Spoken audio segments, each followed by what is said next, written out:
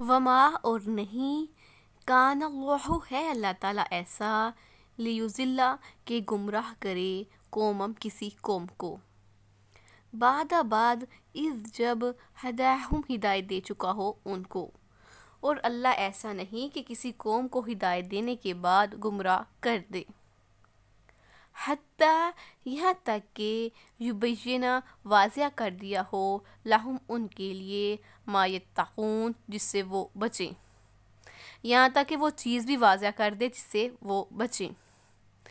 ان اللہ بے شک اللہ تعالیٰ بکل شیء علیم ہر چیز کو جاننے والا ہے، بے شک اللہ ہر چیز سے واقف ہے۔ اللہ تعالیٰ فرماتے ہیں کہ اللہ تعالیٰ ایسا نہیں کہ کسی قوم کو ہدایت دینے کے بعد گمراہ کر دے جب تک کہ وہ چیز نہ بتا دے جس سے بچا جائے، یعنی ہدایت بھی دے دی اور عمل بالمعروف اور نہی المنکر کے بارے میں بھی بتا دیا، ہر چیز کھول کر بتا دی، تو اب جو چاہے تو اس سے بچے اور جو چاہے نہ بچے۔ فرماتے ہیں اللہ تعالیٰ ایسا نہیں ہے کہ ہدایت دینے سے پہلے ہی کسی کو عذاب دے دے، جب تک چیز نہ بتا دے، جس سے وہ پرہیز کریں، اللہ تعالیٰ کسی قوم پر عذاب نہیں کرتا، بے شک اللہ تعالیٰ ہر چیز سے واقف ہے۔ ان اللہ بے شک اللہ تعالیٰ لہو اسی کے لیے ہے، ملک السماوات والارض بادشاہی آسمان و زمین کی، یحیی زندہ کرتا ہے، و یمیت اور مارتا ہے، زندگی بھی بخشتا ہے اور موت بھی وہی دیتا ہے۔ وما اور نہیں لکم تمہارے لیے، من دون اللہ اللہ کے سوا، من ولی نہ کوئی دوست، ولا نصیر اور نہ کوئی مددگار۔ اللہ ہی ہے جس کے لیے زمین و آسمان کی بادشاہت ہے، تو وہی زندگی بخشتا ہے اور وہی موت دیتا ہے، اور اللہ کے سوا تمہارا کوئی دوست اور مددگار نہیں ہے۔ لقد تحقیق تاب اللہ تو مہربان ہوا اللہ تعالیٰ، علی النبی پیغمبر پر، والمہاجرین اور مہاجروں پر، والانصاری اور انصار پر، الذین اتبعوہ ان لوگوں پر جنہوں نے پیروی کی، فی ساعتی گھڑی میں، الاسرتی تنگی کی گھڑی میں، من بعد اس کے، ما قادا قریب تھا کہ، یزیغو ٹیرے ہو جاتے، قلوبو دل، فریقین ایک فرقے کے، منہم ان میں سے، ثم پھر، تابا مہربان ہوا وہ، علیہم ان پر، تو بے شک اللہ نے پیغمبر پر مہربانی کی اور مہاجرین اور انصار پر بھی، اس کے باوجود کہ ان کے جو دل تھے پھرنے کو تھے، ٹیرے ہو جانے کو ہی تھے، قریب تھا کہ ان کے دل ٹیرے ہو جاتے، تو مشکل کی گھڑی میں یہ پیغمبر کے ساتھ رہے، اللہ نے ان پر اپنی مہربانی فرمائی، انہو تو بے شک وہ، بہم ان کے ساتھ، رعوف الرحیم شفقت کرنے والا مہربان ہے، تو بے شک وہ ان پر شفقت کرنے والا مہربان ہے۔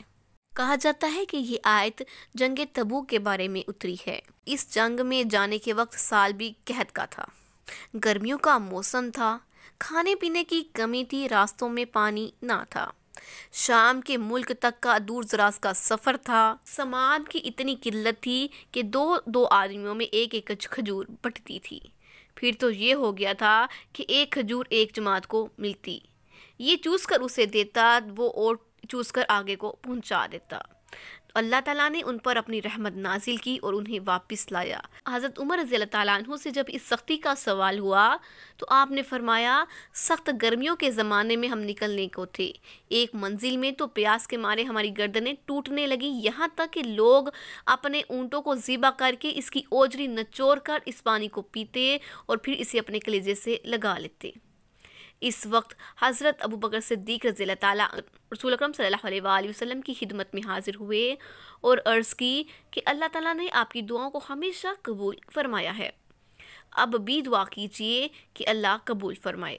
آپ نے ہاتھ اٹھا کر دعا شروع کی، اسی وقت آسمان بارش برسنے لگی اور خوب کھل کر برسی، جس کے پاس جتنے برتن تھے سب بھر لیے اور بارش رک گئی۔ تو یہی وہ وقت تھا کہ بعض کے جو دل تھے پھر جانے کے قریب ہو گئے تھے، مشقت، بھوک، پیاس نے ان کو دلوں کو ہلا دیا تھا، مسلمان جھنجھوڑ دیے گئے تھے، لیکن اللہ تعالیٰ نے انہیں سنبھال لیا اور اپنی طرف جھکا لیا اور ثابت قدمی عطا فرما کر ان پر مہربان ہوا۔ وَعَلَى الثَّلَاثَةِ الَّذِينَ اور ان 3 لوگوں پر بھی خلفو جو پیچھے چھوڑ دیے گئے، اور ان تینوں پر بھی جو پیچھے چھوڑ دیے گئے، حتیٰ یہاں تک کہ اذا جب ذوقت تنگ ہو گئی، علیہم الارض ان پر زمین، بما اس کے باوجود کہ رحبت وہ کشادہ تھی، تو زمین ان پر کشادہ ہونے کے باوجود تنگ ہو گئی، وذوقت اور تنگ ہو گئی، علیہم ان پر، انفسہم ان کی جانیں، اور ان کی جانیں بھی تھی جو ان کے لیے مشکل ہو گئیں، وظنوا اور انہوں نے یقین کر لیا، اللہ یہ کہ نہیں، ملجأ کوئی جائے پناہ، من اللہ اللہ کے سوا، الا الیہ مگر اسی کی ہے، اور انہوں نے یقین کر لیا کہ اللہ کے سوا ان کے پاس کوئی جائے پناہ نہیں ہے۔ ثم پھر تابا وہ مہربان ہوا، علیہم ان پر، پھر اللہ ان پر مہربان ہوا، لیتوبو کہ وہ توبہ کریں۔ ان اللہ تو بے شک اللہ تعالیٰ، هو التواب الرحیم توبہ قبول کرنے والا مہربان ہے، تو بے شک اللہ تعالیٰ توبہ قبول کرنے والا مہربان ہے۔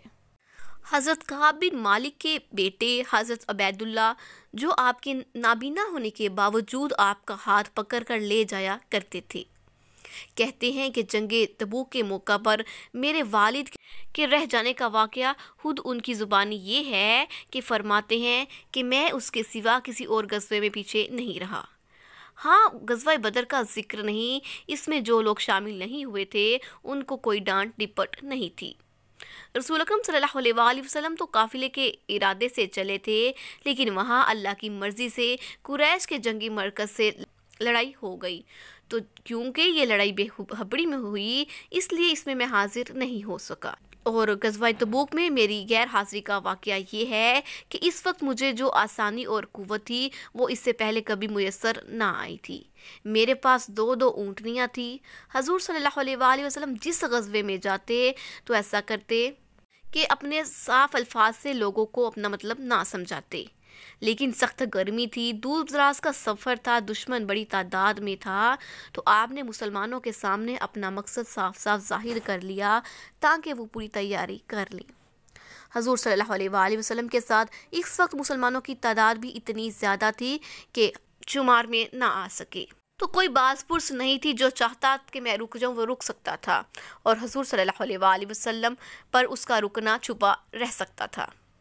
ہاں، اللہ کی وحی آ جائے تو اور بات ہے۔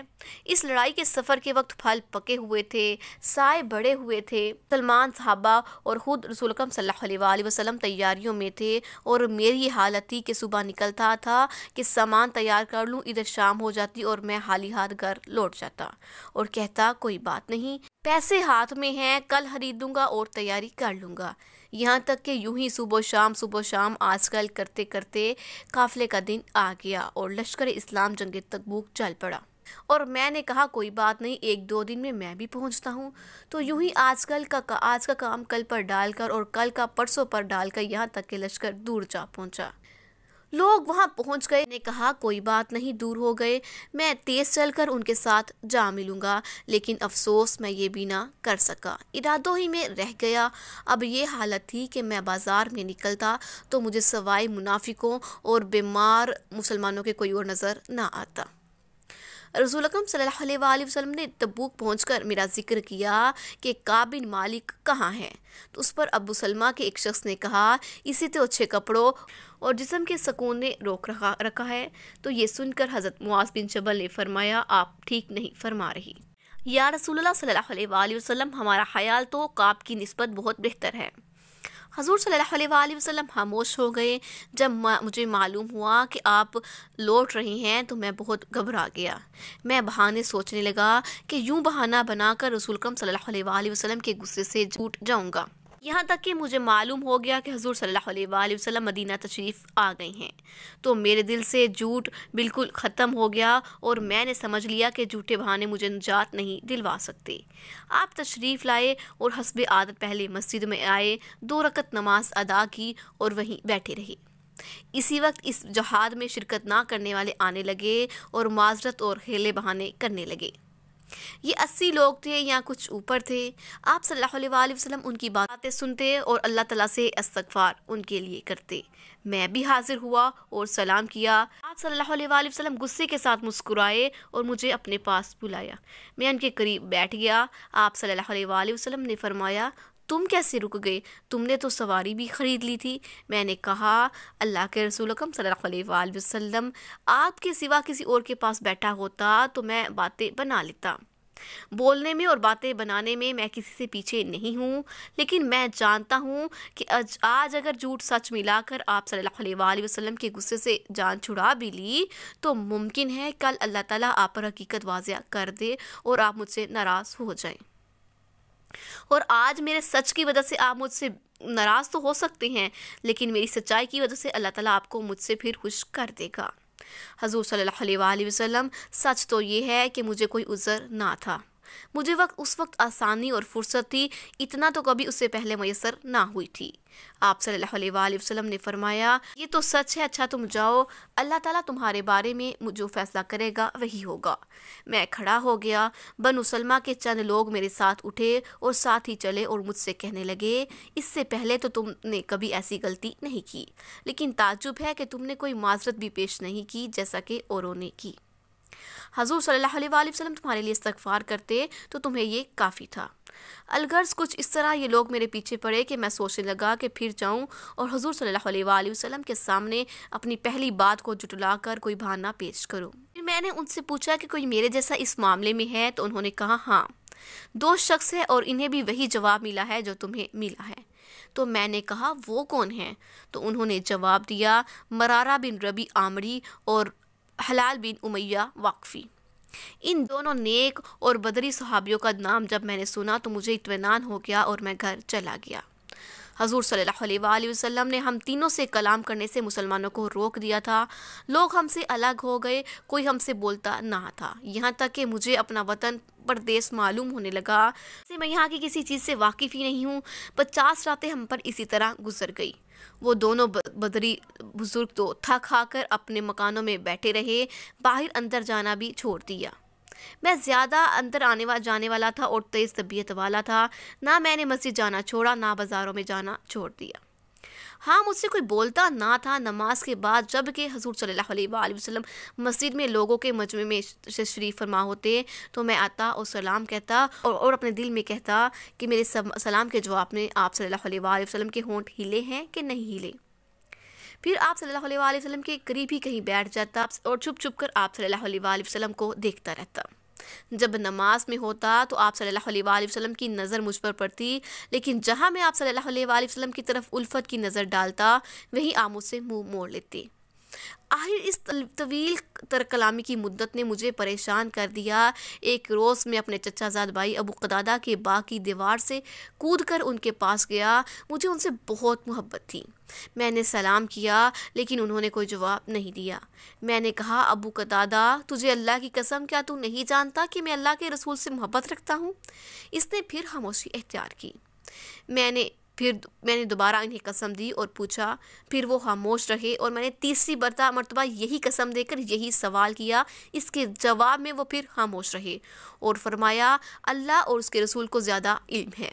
اب تو میں رک نہ سکا، میری دونوں آنکھوں سے آنسو بہنے لگے اور میں بہت ہی غمگین ہو کر پھر دیوار پر چل کر باہر نکل گیا۔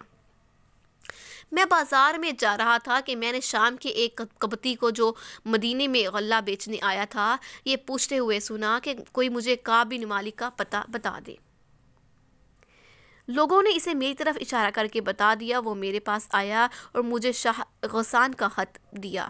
میں پڑھا لکھا تو تھا ہی، میں نے پڑھا تو اس میں لکھا تھا، ہمیں معلوم ہوا ہے کہ تمہارے سردار نے تم پر ظلم کیا ہے، تم کوئی ایسے گیرے پڑے آدمی نہیں ہو، تم یہاں دربار میں چلے آؤ، ہم ہر طرح کی خدمت تمہارے لیے کرنے کو تیار ہیں۔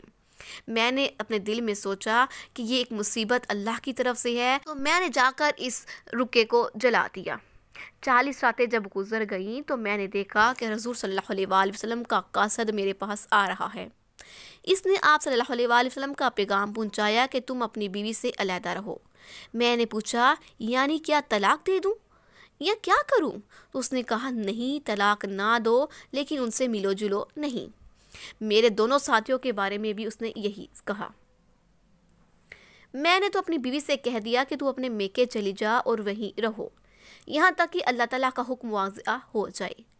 ہاں، حضرت حلال بن امیہ کی بیوی نے رسول اکرم صلی اللہ علیہ وآلہ وسلم سے آ کر کہا کہ میرے خاوند بہت برے ہیں، کمزور ہیں اور گھر میں کوئی خادم نہیں ہے، اگر آپ اجازت دیں تو میں ان کا کام کاج کر دیا کروں۔ تو آپ صلی اللہ علیہ وآلہ وسلم نے فرمایا اس میں کوئی خرچ نہیں، لیکن وہ تم سے ملے نہیں۔ مجھ سے بھی میرے بعض دوستوں نے کہا ہے کہ تم بھی اتنی اجازت تو حاصل کر لو جتنی حضرت حلال کے لیے ملی ہے، لیکن میں نے جواب دیا کہ میں حضور صلی اللہ علیہ وآلہ وسلم سے اس بارے میں کچھ نہیں کہوں گا۔ اللہ جانے آپ صلی اللہ علیہ وآلہ وسلم جواب میں کیا بتائیں۔ ظاہر ہے کہ وہ بوڑھے آدمی ہیں، میں جوان ہوں۔ 10 دن اس بات پر بھی گزر گئے اور ہم سے سلام کلام کرنے کو 50 راتیں گزر گئیں۔ اس 50ویں رات کو صبح کی نماز میں نے اپنے گھر کی چھت پر ادا کی اور میں دل برداشتہ حیران و پریشان اسی حالت میں بیٹھا تھا جس کا نقشہ قرآن مجید میں ہے کہ میں اپنی جان سے تنگ تھا۔ زمین باوجود کشادہ ہونے کے مجھ پر تنگ تھی کہ میرے کان میں سلا پہاڑی پر سے کسی کی آواز آئی کہ وہ بلند آواز سے کہہ رہا ہے کہ اے کعب بن مالک خوش ہو جا۔ واللہ میں اسی وقت سجدے میں گر پڑا اور سمجھ گیا کہ اللہ تعالیٰ کی طرف سے توبہ میری قبول ہو گئی ہے۔ اور بات بھی یہی تھی۔ صبح کی نماز کے بعد حضور صلی اللہ علیہ وآلہ وسلم نے یہ خبر صحابہ سے بیان فرمائی اور یہ سنتے ہی وہ پیدل اور سوار ہم تینوں کی طرف دوڑ پڑے تھے کہ ہمیں خبر پہنچائیں۔ ایک صاحب دو اپنے گھوڑے پر سوار میری طرف خوشخبری لیے ہوئے آ رہے تھے کہ ایک دوسرے صاحب نے دوڑ کر پہاڑ پر چڑھ کر بلند آواز سے میرا نام لے کر مجھے خوشخبری سنائی کہ سوار سے پہلے ان کی آواز میرے کانوں میں آ گئی۔ جب یہ صاحب پہنچے تو میں نے اپنے پہنے ہوئے دونوں کپڑے انہیں بطور انعام دے دیے۔ واللہ اس دن میرے پاس کچھ اور نہ تھا، 2 کپڑے اور ادھار لے کر میں نے پہنے اور حضور صلی اللہ علیہ وآلہ وسلم کی خدمت میں حاضر ہونے کے لیے گھر سے نکلا۔ راستے میں لوگ جوک در جوک مجھ سے ملنے لگے اور مجھے میری توبہ کی خوشخبری اور مبارکیں دینے لگے کہ کعب، اللہ تعالیٰ کا تمہاری توبہ کو قبول فرمانا تمہیں مبارک ہو۔ میں جب مسجد میں پہنچا تو حضور صلی اللہ علیہ وآلہ وسلم تشریف فرما تھے اور دیگر صحابہ بھی موجود تھے۔ مجھے دیکھتے ہی حضرت طلحہ بن عبداللہ کھڑے ہو گئے اور دوڑتے ہوئے آگے بڑھ کر مجھ سے مصافحہ کیا اور مجھے مبارکباد دی۔ جب میں نے نبی کریم صلی اللہ علیہ وآلہ وسلم کے پاس جا کر سلام کیا، اس وقت آپ کے چہرہ مبارک سے خوشی ٹپک رہی تھی۔ آپ نے فرمایا تم پر تمہاری پیدائش سے لے کر آج تک کوئی اتنا خوشی والا دن نہیں گزرا۔ میں نے کہا رسول اکرم صلی اللہ علیہ وآلہ وسلم یہ خوشخبری آپ کی طرف سے یا اللہ تعالیٰ کی جانب سے ہے؟ تو آپ صلی اللہ علیہ وآلہ وسلم نے فرمایا نہیں بلکہ اللہ کی طرف سے ہے۔ حضور صلی اللہ علیہ وآلہ وسلم کو کوئی خوشی ہوتی تو آپ کا چہرہ چاند کی طرح دمکنے لگتا اور ہر شخص چہرہ مبارک کو دیکھتے ہی پہچان لیا کرتا تھا۔ میں نے آپ صلی اللہ علیہ وآلہ وسلم کے پاس بیٹھ کر عرض کیا یا رسول اللہ صلی اللہ علیہ وآلہ وسلم، میں نے نظر مانی ہے کہ اللہ تعالیٰ میری دعا قبول کرے تو میں اپنا سارا مال اللہ کے نام صدقہ کر دوں گا۔ صلی اللہ علیہ وآلہ وسلم نے فرمایا تھوڑا مال اپنے پاس رکھو، یہی تمہارے لیے بہتر ہے۔ یا ایھا الذین آمنوا، اے ایمان والو، اتقوا اللہ، ڈرو اللہ تعالیٰ سے، وکونوا، اور ہو جاؤ، مع الصادقین، سچوں کے ساتھ، راست بازوں کے ساتھ۔ اے ایمان والو، اللہ سے ڈرتے رہو اور راست بازوں کے ساتھ رہو۔ چونکہ ان تینوں لوگوں نے سچا واقعہ بیان کیا اور جھوٹ سے پرہیز کیا اور رنج و غم میں بھی رہے، لیکن آخر انہیں ابدی سلامتی ملی۔ اس کے بعد اللہ تعالیٰ فرماتا ہے کہ اے مومنو، سچ بولا کرو اور سچائی کو پکڑے رکھو، سچوں میں ہو جاؤ تاکہ ہلاکت سے نجات پاؤ، غم و رنج سے چھوٹ جاؤ۔ مسند احمد میں ہے، رسول اکرم صلی اللہ علیہ وآلہ وسلم فرماتے ہیں کہ لوگوں، سچائی کو لازم کر لو، سچ بھلائی کی رہنمائی کرتا ہے اور بلائی جنت کی رہنمائی کرتی ہے۔ انسان سچ بولنے سے اللہ تعالیٰ کے ہاں صدیق لکھ دیا جاتا ہے۔ جھوٹ سے بچو، جھوٹ بولتے رہنے سے اللہ تعالیٰ کے ہاں کذاب لکھ دیا جاتا ہے۔